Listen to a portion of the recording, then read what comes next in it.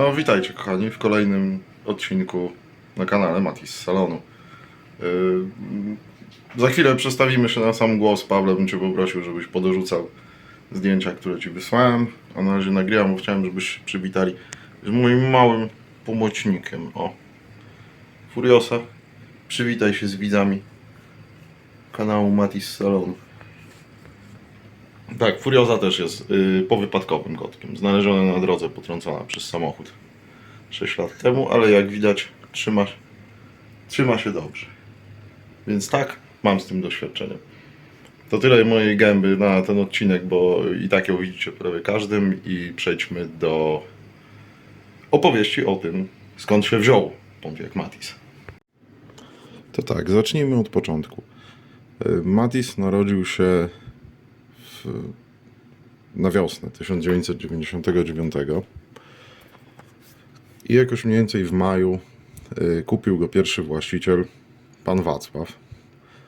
Zresztą do 2021 jeździł jeszcze z tyłu, posiadając swoją oryginalną ramkę z salonu na Towarowej 33.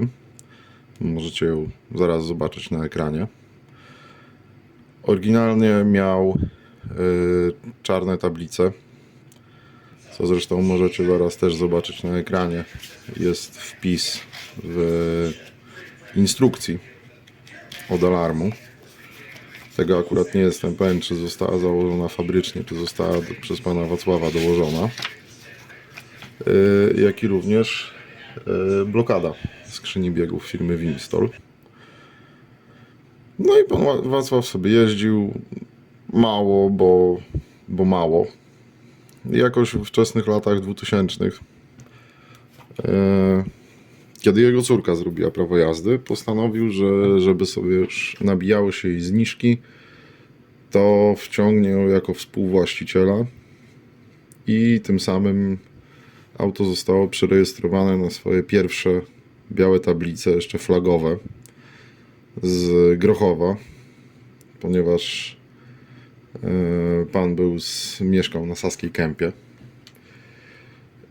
I pan tak sobie jeździł. Z takich ciekawostek, bo auto miało wiele przygód. Nie wiem dokładnie, w którym to było roku, ale pan miał sobie działkę w Warszawie.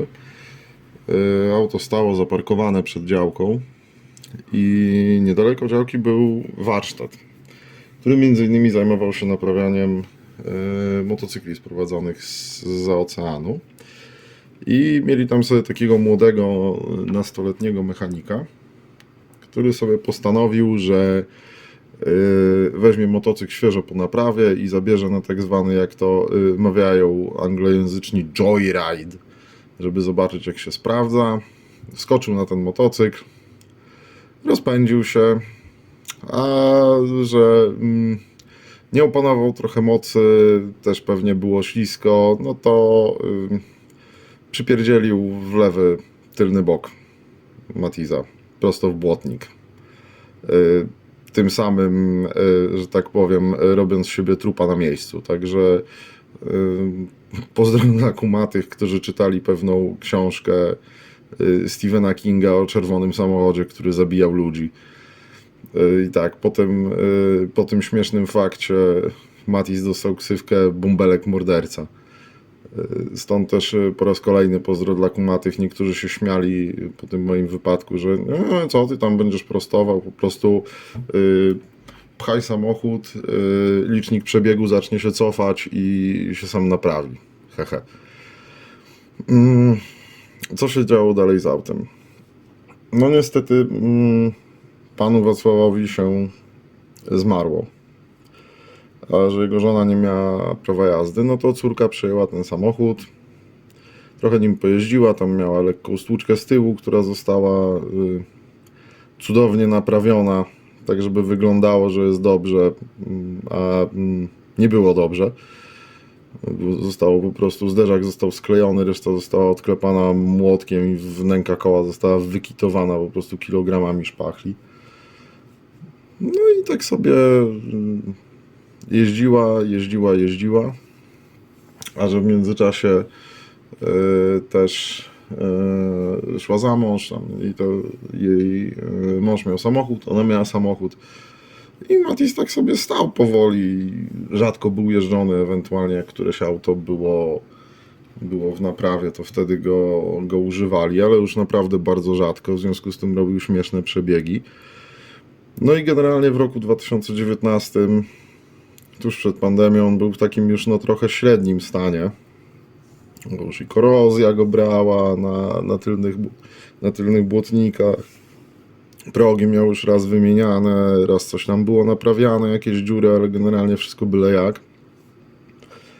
No i generalnie moja koleżanka Joanna doszła do wniosku, że trzecie auto jest im zbędne, on w sumie mało jeździ. Miałem wtedy Hondę Civic, która też już powoli dogorywała, bo się psuła już strasznie. I postanowiła, że no słuchaj Andrzej, dwie rzeczy są do wyboru, albo go robimy i coś tam trzeba było porobić, jakieś hamulce, wiadomo, no takie pierdółki, żeby w ogóle mógł jeździć, olej.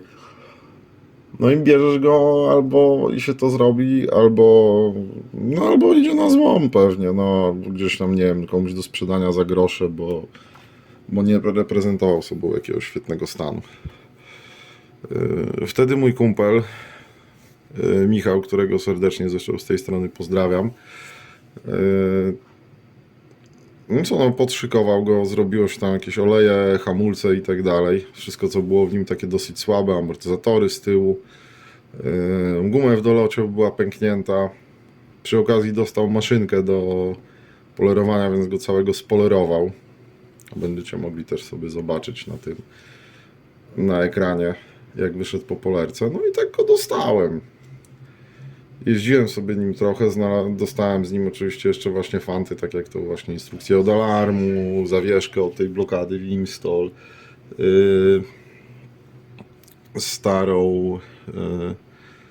stare etui na dowód rejestracyjny, jeszcze z PZU, bo oczywiście ubezpieczony w PZU, oryginalną jego instrukcję obsługi z 99. No i tak sobie nim jeździłem. W międzyczasie, to było jakoś w listopadzie z 2 lata temu, pani, która jechała przede mną, postanowiła, że skoro zapaliło się żółte, to należy się zatrzymać. Dała ostro po heblach, ja jechałem tuż za nią. Gdyby nie dała po tych hamulcach, to byśmy obydwoje zdążyli na tym żółtym, no ale czasem takie rzeczy się dzieją. No i miałem nim taką lekką stłuczkę. Trzeba było wymienić lampę, kierunkowskazy, zderzak, tam wzmocnienie zderzaka poleciało, ale to nie było jakoś super poważne. Oczywiście pas przedni się trochę pogiął. Nie było to nic poważnego. Naprawiłem go po raz kolejny. Jeździł przez chwilę z niebieską maską. Korozja mu coraz bardziej postępowała. No i w następnym roku, to był wtedy 2020, tak, 2020. No co, koleżanka postanowiła, dobra, no to słuchaj, jak chcesz dalej ten samochód, to spoko, to go bierz. No co, kupiłem go od niej. W międzyczasie też się go tam trochę ponaprawiało, trochę zaliczył wypraw po Polsce, był i na Śląsku, pod Poznaniem. Jeździł generalnie dosyć dużo. Dostałem go w ogóle z przebiegiem 86 000 oryginalnym. Także dosłownie minimalny.